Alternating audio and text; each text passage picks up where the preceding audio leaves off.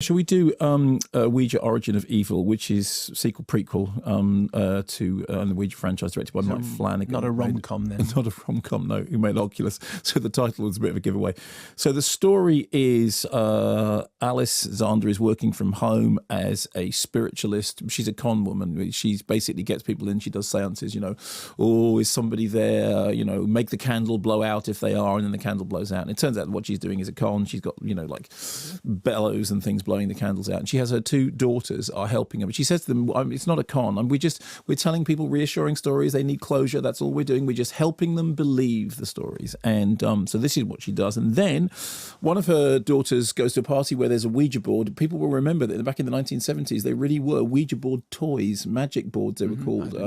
Terrible, weird thing. And so then she decides that she will get a Ouija board to use as part of her act.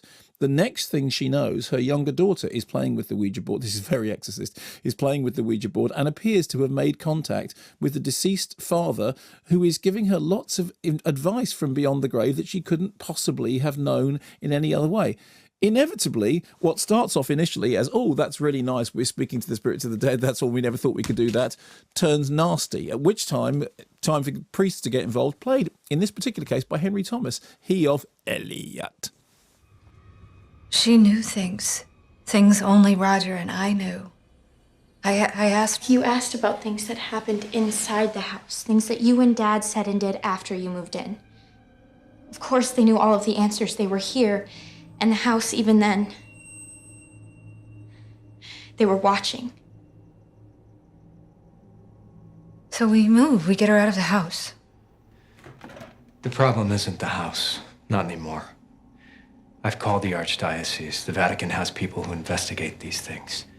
I'll ask them to approve an exorcism. Shh, don't say anything else. They were watching us all of those years. Inside the house, everything we did.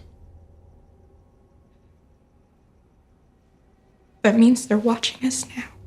You get the general idea. I do. Before I saw this, a number of people who I'm friends with had said, I saw it, it's actually all right. It's not bad, because we all sort of expected the worst.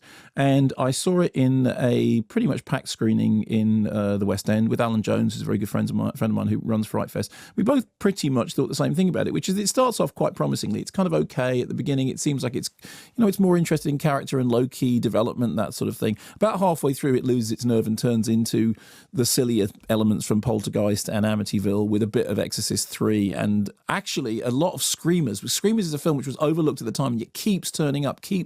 It's really, really bizarre. One of the odd things about it is that although that when we saw it projected, it was a digital projection, the film has got faux celluloid blips on it. So not only has the image got these sort of scratches which have been put in there afterwards artificially, like on a CD, people put record sounds on, but there are also the dots that turn up as the reel changes, and the slight jumps that you get as reel changes happen. So all that stuff is kind of, it's faux and it's artificial, but it's kind of cute, and it's the whole thing is designed right from the opening titles to look like a film from a bygone age.